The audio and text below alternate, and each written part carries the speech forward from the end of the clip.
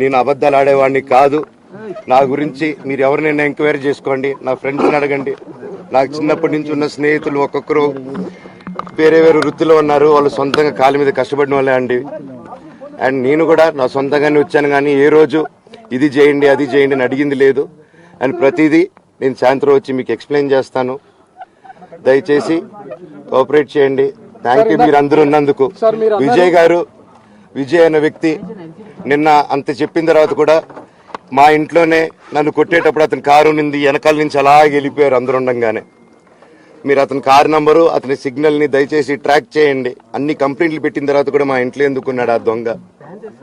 మీరు దయచేసి ఇది ఇమీడియట్ గా చేసుకోండి. నేను సాయంత్రం లోపల ఒకసారి మీరు అన్నారు ఇందాక మా నాన్న దేవుడు అని చెప్పి చెప్తాను సార్. మా నాన్న మీ షోల్డర్ మీద గన్ను పెట్టి కాలుస్తున్నారండి, క్లియర్ గా కాలుస్తున్నారు. ఆయన నేను పనులు చేసుకుంటూ అన్ని రకరకాలుగా ఉన్నప్పుడు ఆయన బ్రెయిన్ వాష్ చేసుకుని నా వ్యక్తిగత జీవితంలో బయట పెట్టి నన్ను, నా వ్యక్తిగత జీవితం తప్ప అది కూడా నేనేం తప్పు చేయలేదండి. నేను ప్రేమించిన అమ్మాయిని పెళ్లి చేసుకున్నాను, ఆ అమ్మాయి కోసం పోరాడాను. దాంట్లో తప్పేంటంటే నాకు అర్థం కావట్లేదు. అండ్ ఈరోజు వచ్చి 10 మందికి నిలబడినప్పుడు నేను చెడ్డోడిని అయిపోయాను. ఎక్కడ సైన్ పెట్టమంటే పెట్టాను, రమ్మంటే వచ్చాను, పొమ్మంటే పోయాను. ఎన్ని సినిమాలు చేయమంటే అన్ని సినిమాలు చేశాను. అన్న కంపెనీల్లో పనిచేశాను, సాంగ్లు చేశాను, వాళ్ళకి రికార్డింగ్లు చేశాను, ఫైట్ డైరెక్షన్లు చేశాను. ఎంతో గొడ్డులాగా కష్టపడాను, మనసు పూర్తిగా సంతోషంగా చేశాను. నాకు ₹1 అడిగింది లేదు, ఆశించలేదు. నేను దానికోసం నాకు కావాలి, నేను పనిచేసిన దానికి కూడా నేను అడగట్లేదు. ఒకటే అడుగుతున్నాను, మీకు నిజం తెలియాలి. అందుకోసమే ఏంట్రా వీడు అన్ని బయట పెడుతున్నాడు అనుకోవచ్చు, కానీ ఈరోజు నాకు భార్య పిల్లలు ఉన్నారండి. ఈ రోజు నేను నిలబడకపోతే రేపు నా కొడుకు పెద్దోడైన తర్వాత, కూతురు నేను పెద్ద అయిన తర్వాత వాళ్ళకి నేను సమాధానం చెప్పుకోలేను. నేను దొంగతనం చేసి వేరే వాళ్ళ కడుపులు కొట్టి నా పిల్లల మొహం నేను చూడలేను, ఆ కూడు నా పిల్లలకి పెట్టలేను. మా నాన్న నన్ను అలా పెంచలేదు, మా అమ్మ నన్ను అలా పెంచలేదు. మధ్యలో మా అమ్మ నలిగిపోతుంది. మా అమ్మని హాస్పిటల్లో అడ్మిట్ అయ్యారని చెప్పి నేను అబద్ధాలు ఆడారు. హాస్పిటల్కి వెళ్ళి చెక్ చేయించుకుంది అమ్మ. నువ్వు వెళ్ళిపో ఇంట్లో నుంచి, నువ్వు వెళ్ళిపోతే వీడిని చూసుకుంటావు మేమంటే, మేము మంచిగా మాట్లాడి పంపిస్తా అంటే నమ్మి ఆవిడ 3 రోజుల నుంచి దడదడగా ఉంటే వెళ్ళమ్మ అంటే. ఏజీకి వెళ్ళడం వాస్తవం చూపించుకొని ఇమీడియట్గా మా అన్నింటికి వెళ్ళిపోయి అన్నింట్లో పడుకున్నారు. మీకు ప్రతిదీ తెలుస్తుంది. ఈ రోజుల్లో ఏది దాచలేరు. మరి ఇంత క్యారెక్టర్ అసాసినేషను నేను చేయని దానికి చేశారు అని, నా భార్య వచ్చిన తర్వాత నేను చెడ్డోడినయ్యానని, అదే వాళ్ళ తల్లిదండ్రులు ఉండుంటే గమ్మునుంటారా అండి? ఈరోజు నేను గమ్మునుంటే ఎలా అండి? తనకి తల్లి అయినా తండ్రి అయినా అన్నీ నేనే అండి. ఈరోజు తను వాళ్ళ ఇంట్లో ఆధారపడదు, నేను మా ఇంట్లో ఆధారపడను. నేను నా సినిమాలు చేసుకుంటున్నాను. తను సొంతంగా ఒక టాయ్ కంపెనీ పెట్టుకుంది. లాక్డౌన్లో నా అహం బ్రహ్మాస్మి సినిమా మా ప్రేమ కోసం ఆపేసినప్పుడు నిర్దాక్షిణంగా నేను చెన్నైకి షిఫ్ట్ అయిపోయి ఈ ఊర్లో వద్దని మేము అక్కడ కూర్చొని, నేను మనోజ్ నువ్వు బొమ్మలు గీస్తావు కదా, కథలు రాస్తావు కదా, బొమ్మలకి ఆత్మనిర్భర్ అని నరేంద్ర మోడీ గారు అనౌన్స్ చేశారు.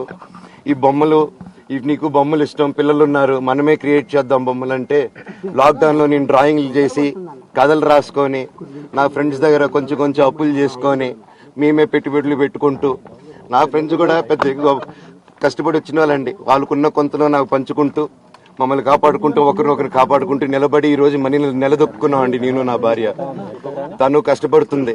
ఇప్పుడు కాశ్మీర్ నుంచి కన్యాకుమారి వరకు ఓన్లీ తను, నేను, ఇంకొక 3-4 కలిసి దీన్ని ఇంత దూరం తీసుకొచ్చామండి. ఈరోజు నేను మళ్ళీ సినిమాలకు వచ్చేసాను.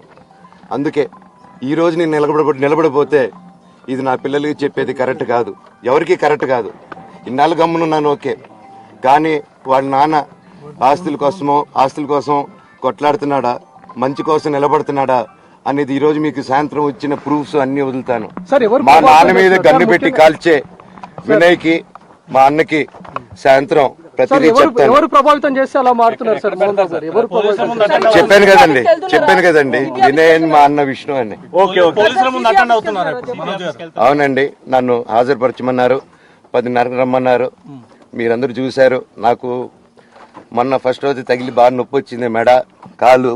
3 వారాల క్రితం ఫైట్లో నాకు మజిల్ టైర్ అయింది, గ్రేడ్ 1 టైర్ రైట్ లెగ్లో. లెఫ్ట్ లెగ్లో మళ్ళీ దెబ్బలు తగిలాయి మొన్న. సో అందుకే కొంచెం బ్యాలెన్స్ ఇది ఉంది. మందులు హెవీ మెడికేషన్ ఇచ్చారు, హెవీ ప్యాచ్ కూడా వేశారు నాకు. దానివల్లే కొంచెం నడుస్తున్నాను. అండ్ ఇప్పుడు అందుకే రిక్వెస్ట్ చేసుకుని సార్ నాకు కొంచెం టైం ఇవ్వండి, పాప ఉంది, సెటిల్ చేసుకొని నేను వస్తాను సార్, కొంచెం సెట్ చేసుకొని అని పోలీసులు గారికి రిక్వెస్ట్ చేసుకొని ఇప్పుడు బయలుదేరుతున్నాను. సార్ మీ నాన్నగారు నిన్న ఒక ఆడియో రిలీజ్ చేశారు, అందులో చెప్తున్నారు మనోజ్ మద్యానికి సార్ దాని గురించే సార్ చెప్పాను. కామెంట్ పై ఏమంటారు? మద్యానికి బానిసై ఇలా ప్రవర్తిస్తున్నాడు, అందుకే నేను మనోజ్ విషయంలో సీరియస్ గా ఉన్నాను అని చెప్తున్నారు. సార్ మద్యానికి బానిస ఎవరిని కొట్టాను సార్? నా పిల్లల్ని కొట్టానా, నా భార్యను కొట్టానా, మా అమ్మని కొట్టానా, మా నాన్నని కొట్టానా? ఇవన్నీ నీ మద్యానికి బ్యాలెన్సే అందరినీ కొడుతున్నాను, పనులు కొడుతుంటే సీసీటీవీలు తెప్పిండి సార్. అది దొంగతనం చేసింది నేను కాదు సార్, అది తెప్పిండి సార్ అంతా. అప్పుడు మాట్లాడదాం సార్ మనోజా ఎవరా అని చెప్తానండి. నాకు ఇంకా కొంచెం క్లారిటీ రావాలి. కమిషన్ ఆఫీస్కి వెళ్తాను, వాళ్ళని కలుస్తాను, రిక్వెస్ట్ చేసుకుంటాను, మాట్లాడుకొని వాళ్ళు ఏం చెప్తారు. 5:30కి మాట్లాడతానన్నా. రంజిత్ అన్న, ఇంకా అన్న సారీ అన్న, సూర్యం అన్న సారీ అన్న, సారీ అన్న.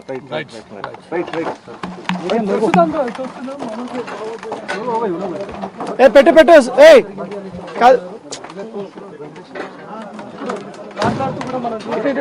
ఇట్లా పెట్టు ప్రేమ్.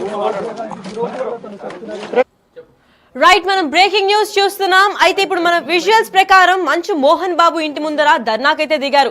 నిన్న బిగ్ టీవీ అందించిన విజువల్స్ లో Mohan Babu press and media పైన దాడి చేసినట్టయితే తెలుస్తోంది. ఎవరికైనా తెలుసా? చెప్పకూడదా? పోలీసులు కూడా తెలుసు, అది ఎస్ఐ గారికి తెలుసు. అది బయటికి రాదు, కానీ రికార్డులో ఉంటుంది కదండి, అది కనుక్కోండి సార్ 108 ఎందుకు వచ్చిందని. అండ్ నిన్ను ప్రతిదీ నేను కొడుతున్నాను, ఇది చేస్తున్నాను అన్నారు కదా సార్. సీసీటీవీ కెమెరాలు తెప్పిండి సార్. నేను కిరణ్ని, విజయ్ని ఇమ్మీడియట్గా తీసుకొని యాక్షన్ తీసుకోండి, వాళ్ళే దొంగతనం చేశారని చెప్పాను.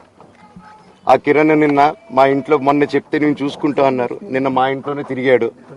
మా ఇంట్లోనే తిరిగి మా నానీస్ని బెదిరించి ఒక అమ్మాయి పారిపోయేలాగా చేశారు. నిన్న నా కూతురు బట్టలు ప్యాక్ చేసేదానికి ఇట్లా ప్రయత్నించాడు అతను. అప్పుడు నేను కంగారుగా అప్పుడు డీజీ ఆఫీసులకి వెళ్ళి, భయం వేస్తుందండి పిల్లల జోలికి వెళ్తే, ఎవరికి ఇది. నేను అందుకే నాకు మా నాన్న దేవుడండి. ఈ రోజైతే ఏదైతే చూస్తున్నారో మా నాన్నని, ఇది మా నాన్న కాదండి. నేను అబద్ధాలు ఆడేవాడిని కాదు. నా గురించి మీరు ఎవరినైనా ఎంక్వైరీ చేసుకోండి, నా ఫ్రెండ్స్ని అడగండి. నాకు చిన్నప్పటి నుంచి ఉన్న స్నేహితులు ఒక్కొక్కరు వేరే వృత్తిలో ఉన్నారు, వాళ్ళు సొంతంగా కాళ్ళ మీద కష్టపడిన వాళ్ళే అండి. అండ్ నేను కూడా నా సొంతంగానే వచ్చాను, కానీ ఏ రోజు ఇది చేయండి అది చేయండి అని అడిగింది లేదు. అండ్ ప్రతిదీ నేను సాయంత్రం వచ్చి మీకు ఎక్స్ప్లెయిన్ చేస్తాను. దయచేసి కోఆపరేట్ చేయండి.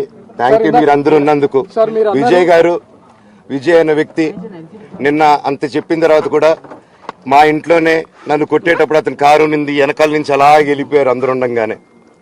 మీరు అతని కారు నంబరు, అతని సిగ్నల్ని దయచేసి ట్రాక్ చేయండి. అన్ని కంప్లైంట్లు పెట్టిన తర్వాత కూడా మా ఇంట్లో ఎందుకున్నాడు ఆ దొంగ?